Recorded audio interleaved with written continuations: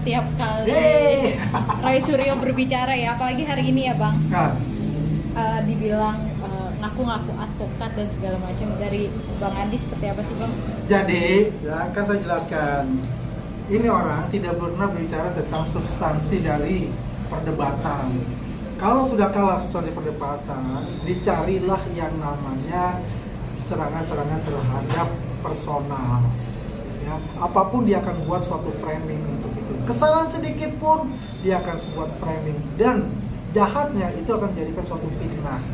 Kan begitu.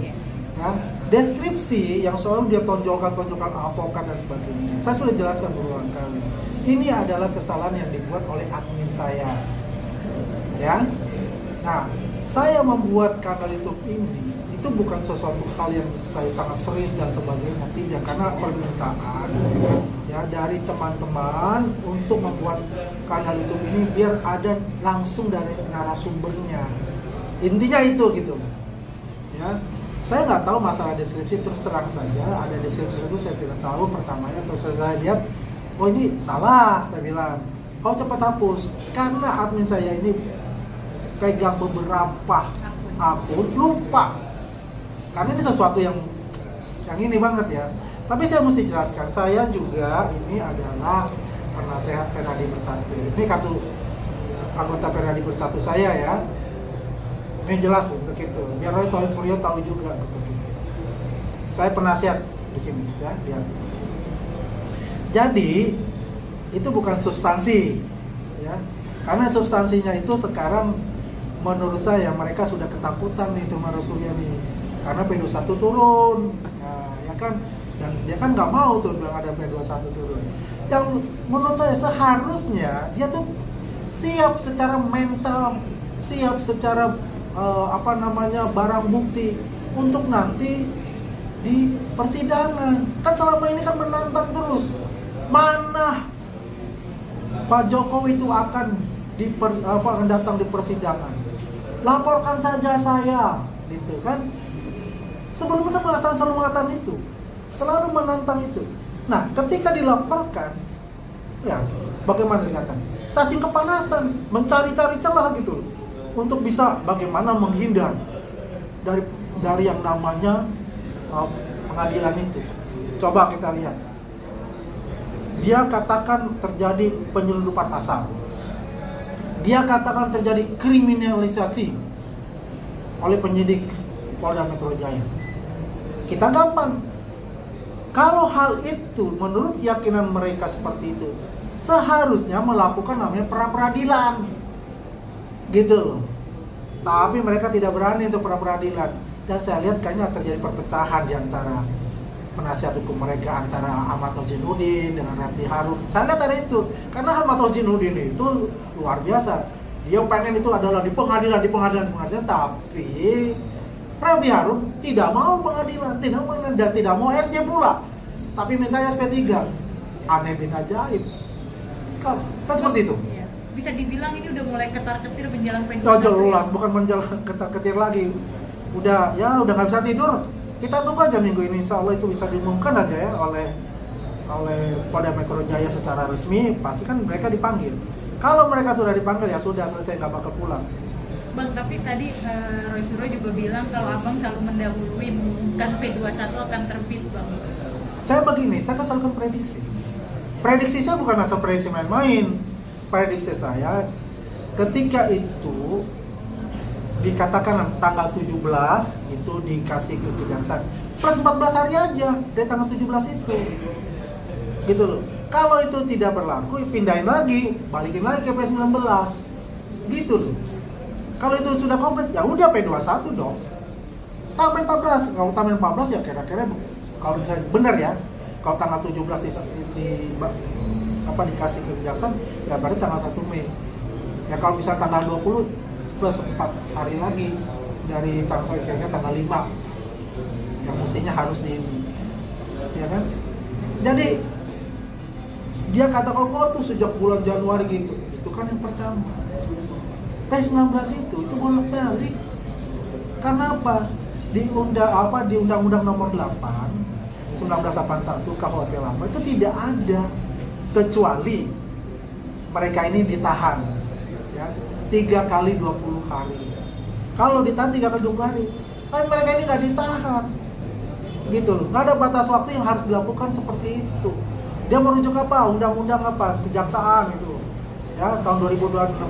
Ini kan KUHP lama, ya bukan KUHP baru. Nanti KUHP baru itu pas dalam vonis itu, kalau vonis yang meringankan itu pakai KUHP baru.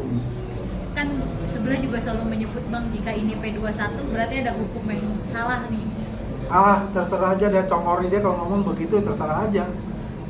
Logikanya dia memang logika terbalik, merasa paling hebat, merasa paling pintar dalam bidang hukum, ya banyak kan, coba ditantang mengajari tentang teori-teori hukum di depan profesor. Kita bisa lihat logika cara berpikirnya juga, kesombongan yang dia timbulkan itu akhirnya bunuh diri buat mereka. Nggak boleh lawyer atau advokat itu saling menyerang, saling menghina, itu nggak boleh. Ya kalau Andi Aswan kan cuma advokat, ya kan? Bang, Kan begitu. ini menjelang P21 juga banyak yang mengatakan, tadi Abang juga menyebut perpecahan sudah mulai terjadi di kubu Roy Suryo. Sudah lama, perpecahan itu sudah lama mereka.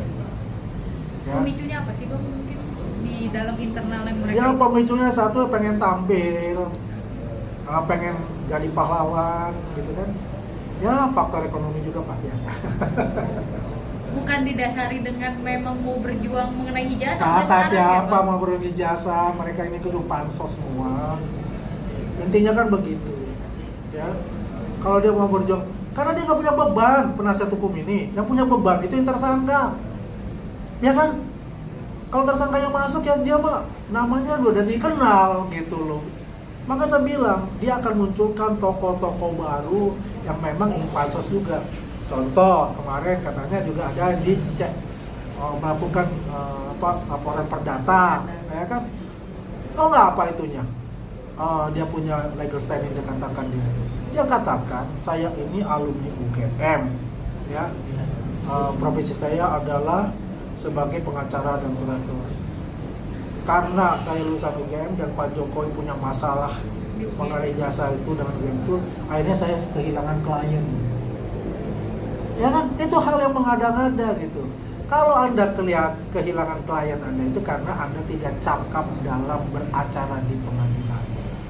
Kalau Anda cakap, banyak memenangkan ya kasus-kasus untuk membebaskan klien atau memberikan jaminan kepada klien itu Anda akan menang, pasti akan dicari sama klien. Itu udah ada. Jadi butuh sesuatu yang namanya pansos. Berarti ini udah nggak ada kepentingan ijazah, semua udah pribadi semua ya Bang? Nggak ada kepentingan jasa, itu adalah sebagai batu ke batu yang lain, lompat batu. Itu aja. Hanya tangga untuk menapak berikutnya gitu. Bang, Sebagai subjek.